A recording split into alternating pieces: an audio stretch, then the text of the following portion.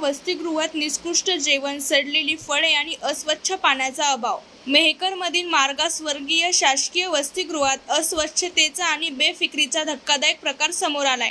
शिवसेना उद्धव ठाकरे गटाचे आमदार सिद्धार्थ खरात यांनी अचानक वसतिगृहाला भेट दिली आणि विद्यार्थिनींनी त्यांच्या व्यथा मोकळेपणाने मांडल्या।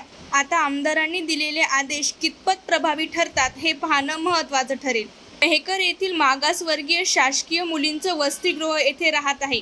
गरीब, होतकरू आणि शिक्षणाची जिद्द बाळगणाऱ्या विद्यार्थिनी, मात्र त्यांना मिळते अस्वच्छ अन्न, पातळ दूध, सडलेली फळे आणि पिण्याच्या पाण्याची व्यवस्था नीट नाही। 19 सप्टेंबर 2025 रोजी सायंकाळी आमदार सिद्धार्थ खरात यांनी अचानक वसतिगृहाची पाहणी केली आणि विद्यार्थिनींनी थेट त्यांच्या समोर तक्रारीचा पाढा वाचला। या सर्व गोष्टी ऐकून आमदार खरात यांनी समाज कल्याण विभागाच्या सहाय्यक आयुक्तांना तातडीने फोन करून स्पष्ट सूचना दिल्या। त्यांनी बजावलंय, यापुढे निकृष्ट जेवण दिलं गेलं तर थेट कारवाई होईल। शासकीय निधी असूनही विद्यार्थिनींना नीट जेवण आणि सुविधा मिळत नाही, हे प्रशासनाच्या उदासीनतेचं उदाहरण मानलं जाते। सामाजिक न्याय विभागाकडून मुलींच्या जेवणासाठी दर महिन्याला प्रति विद्यार्थी 8,800 रुपये इतका खर्च केला जातो। त्यात दूध, चहा, 2 वेळचं जेवण, रविवारी चिकन, मटण आणि शुक्रवारी अंडा करी याचा समावेश हवा। पण वास्तव फारच वेगळं आहे। वसतिगृहात ग्रंथालयही नाही आणि शासनाच्या मेनूप्रमाणे जेवण तर दूरचीच गोष्ट।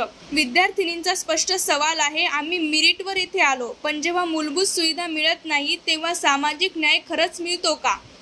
शासनाकडून दरवर्षी कोट्यवधीचा निधी खर्च होतो, पण जर या मुलींना साधं जेवणही नीट मिळत नसेल तर हा निधी जातो तरी कुठे?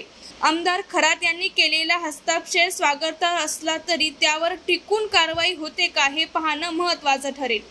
नीट जेवण, स्वच्छ पाणी आणि मुलींच्या हक्काची सुविधा यासाठी प्रशासनाला आता वेळेवर जागं व्हावं लागणार आहे।